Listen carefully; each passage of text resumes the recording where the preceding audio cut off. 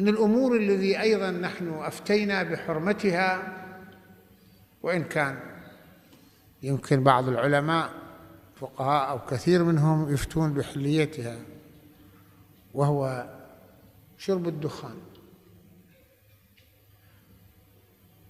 أنا أفتي بحرمته، والسبب يعني أنا هلا ما بدي أعطيكم فقط فتوى، بدي أخليكم تفكروا معي. لو واحد إجا سألكم قبل ما نحكي بالقرآن، سألكم بالتجارة، بالأكل، بالشرب، قالكم في شيء بيه احتمالات الربح 20%، بس احتمالات الخسارة 80%، في واحد عاقل يقول له اعملوا؟ انتوا هلا واحد قال لك والله بعدي في أنا تجارة، عندي رأس مال بدي شغله، بس قالوا لي هذا الرأس المال هالتجارة اللي أنت تشغل فيها الخسارة بها 80% والربح 20%، تعملها؟ ما حدا بيعمل. الآن احنا نجي كل أطباء العالم كل يقول أنه شرب الدخان هذا اللي فيه النيكوتين هذا يؤدي يعني يعرض الجسم إن عاجلا أو آجلا إلى سرطان الفم وسرطان الحنجرة وسرطان الرئة بنسبة 80%، وأساساً هم ما في نفع. شو نفعه؟ اللي تجعلك أنت تألف الدخان هو الاعتياد، العادة، ولا كم فيه؟ شو الفيتامينات الموجودة بالدخان؟ في طبيب لكم في فيتامينات؟ ما فيش. الصور اللي تشوفها صورة لما بالأشعة تشوف على أنه في هناك سواد، طبقة سوداء على الرئتين من خلال الدخان. فهو من الأمور التي ضررها 100%، مش 80%.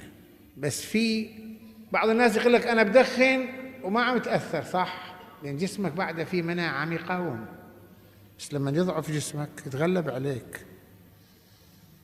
المرض ما بيجيك دفعة واحدة، المرض أول شيء يحاول يوجد له أرضية، ثم بعد ذلك ينتشر تدريجياً، ما تحس فيه إلا لما يقوى على الجسم.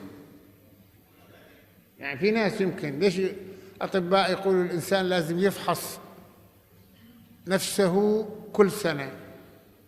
لأنه أنت الآن إذا فحصت كل سنة تكتشف المرض في أول بدايته قبل ما يستفحل.